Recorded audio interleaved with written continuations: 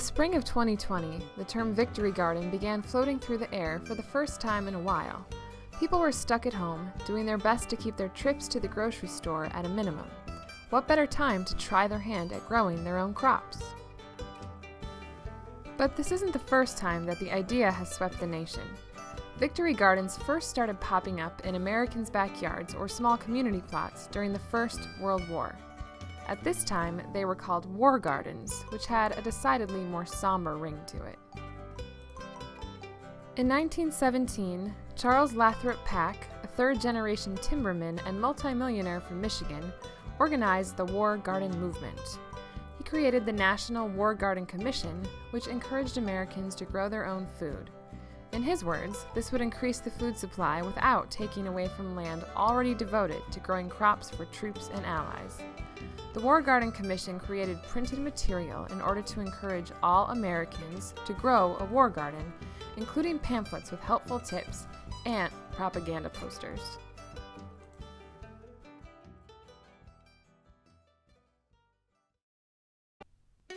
By 1918, the war gardens became Liberty Gardens, and Minnesota really embraced the idea.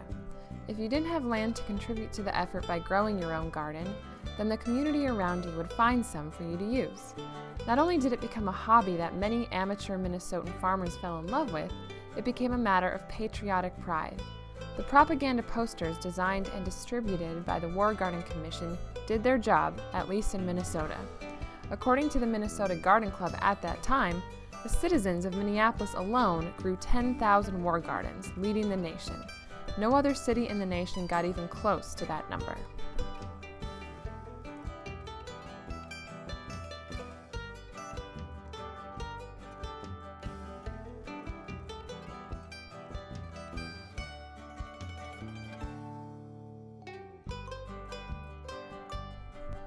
Of course, the surge in popularity of amateur gardening did not last, but by 1941, America was at war once again, and by May of 1942, grocery items, starting with sugar and coffee, were already being rationed.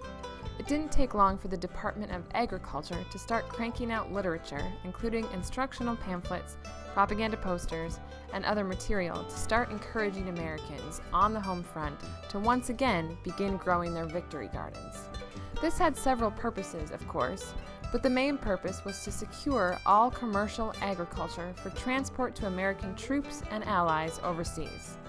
The Department of Agriculture commissioned several propaganda videos in order to spread this message and stir patriotism, including one put out by Walt Disney entitled "Food Will Win the War."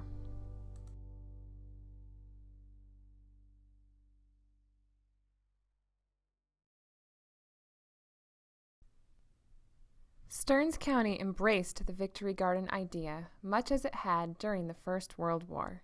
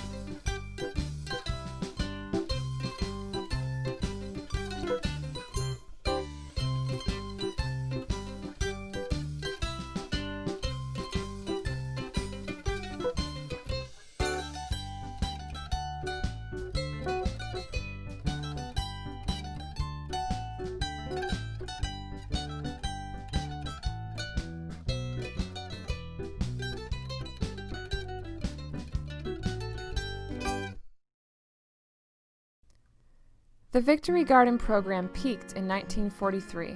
At that time, there were approximately 20 million Victory Gardens in the United States, accounting for 40% of the nation's vegetable crop.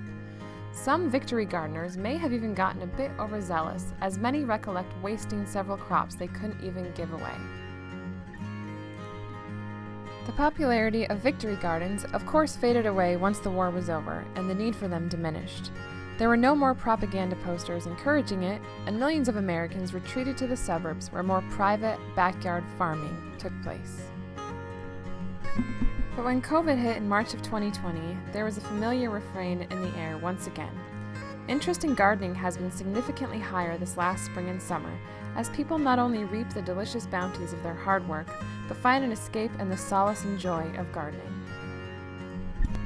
In our modern version of the Victory Garden at the Stearns History Museum, we are growing many of the vegetables that served as staples during World War II. Tomatoes, peppers, beans, peas, onions, beets, cauliflower, broccoli, spinach, zucchini, cucumbers, and different types of squash. We are also growing corn and hope to have a sizable pumpkin crop in time for the fall.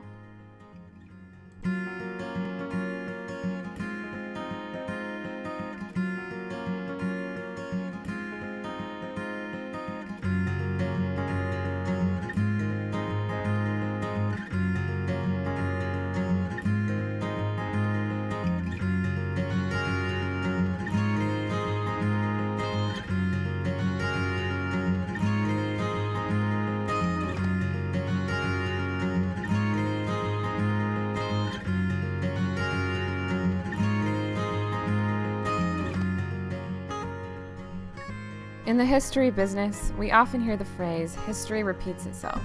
While the circumstances are always different, it's hard to deny. Today, more than ever, we are reminded that history is now. Every time we step into our garden to pull some weeds or harvest our crops, we are reminded of those everyday Americans who did the same thing during the wars, just hoping to help their country in whatever small way they could.